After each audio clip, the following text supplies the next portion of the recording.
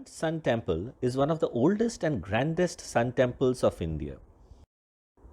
The word Martand is derived from two Sanskrit words, Mrita meaning lifeless and Anda meaning egg. According to the legend, sun god Martand was born of Aditi, wife of Kashyap, from a lifeless egg, and hence he is called Martand.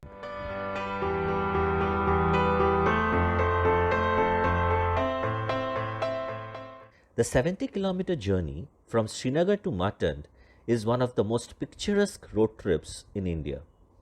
The yellow mustard fields, juxtaposed with tall china trees with the backdrop of snow-capped mountains, creates an ethereal frame. We passed by orchards decked in white apple blossoms. Crossing River Jhelum, we made our climb to Martand Plateau, from where one can get a breathtaking view of the entire Kashmir Valley. At the entrance, we are greeted by ASI plaque with the details about the temple. The temple was built by King Lalitaditya of Karkota dynasty, mentioned in Rajatarangi, written by Kalhana. There was an older temple built in 5th century by Ranaditya, and this new temple was built without demolishing the earlier one, but by enveloping it. The gateway resembled the temple itself and had rows of pillars very similar to Avantipura temples. The Martand Sun Temple is one of the finest examples of Kashmiri architecture with strong Gupta, Gandhara and Greek influences. It has three distinct chambers, the outermost Ardha Mandapa, the middle Antarala and the innermost Garbhagriha. Both the side walls of the inner chamber contains a three-headed Vishnu standing between two attendants.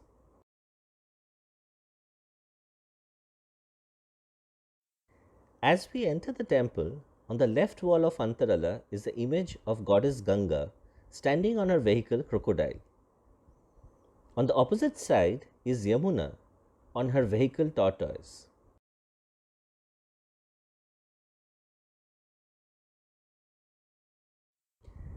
The temple was demolished by Islamic king Sikandar Shah in 15th century.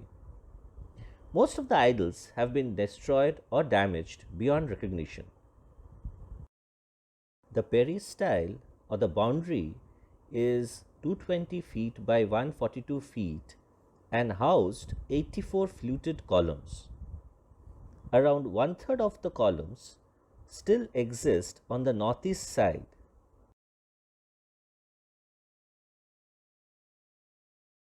Water from nearby springs were brought by water channels which fed the kund in front of the temple. There were 48 images on the side walls, and some of the idols that survive to this day are that of Surya with two male attendants Dandi and Pingala, Kuber with Gada or mace, and Vishnu with Chakra. There are 365 smaller images at the base of the temple in dilapidated condition. Some exquisite sculptures are defaced beyond recognition. These are inscriptions in Sharada script, which was the native script of Kashmir. Today, the ruins stand as a mute spectator of time. Exquisite sculptures like Krishna playing the flute, seated Ganesha are victims of neglect and desecration. The Garbhagriha was built in a unique way that sunlight would always fall on the sun idol.